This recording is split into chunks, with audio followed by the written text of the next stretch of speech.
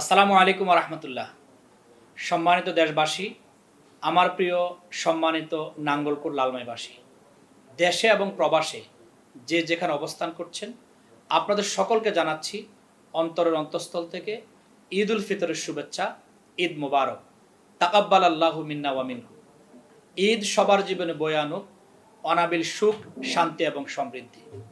বিগত জাতীয় সংসদ নির্বাচনে আমার প্রিয় নাঙ্গলকোট লালমাইবাসী আমাকে বিপুল ভোট দিয়ে সম্মানিত করেছেন। আমি প্রিয় নাঙ্গলকোট লালমাইবাসীর কাছে কৃতজ্ঞতা জানাচ্ছি। আপনাদের এই ভালোবাসা, এই সমর্থন আগামী দিনের পথ চলাকে আরও সমৃদ্ধ করবে ইনশাআল্লাহ। আমি আপনাদের সাথে ছিলাম, আছি এবং থাকবো ইনশাআল্লাহ। এই জনপদকে সমৃদ্ধ জনপদ হিসেবে গড়ে তোলার ক্ষেত্রে আমার নিরলস প্রচেষ্টা অব্যাহত থাকবে ইনশাআল্লাহ। বিগত জাতীয় নির্বাচনে যারা অক্লান্ত পরিশ্রম করেছেন, প্রবাসে থেকেও যারা অগ্রণী ভূমিকা পালন করেছেন, যারা হুমকি ধামকি, ভয় ভীতি উপেক্ষা করে নির্বাচনে নিরলস প্রচেষ্টা চালিয়েছেন, ভূমিকা পালন করেছেন, কিংবা কেউ কেউ আহত হয়েছেন, আমি সকলের নিকট আমার কৃতজ্ঞতা জানাচ্ছি।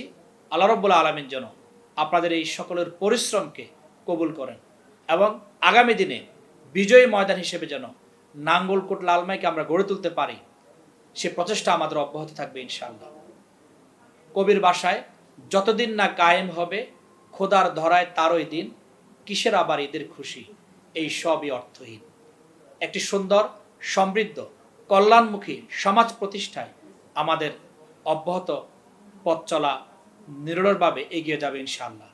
আমি আমার প্রিয় নাঙ্গলকোট লালমাইবাসী সহ সকলকে আবারও জানাচ্ছি ঈদ উল ফিতরের শুভেচ্ছা। ঈদ মুবারক।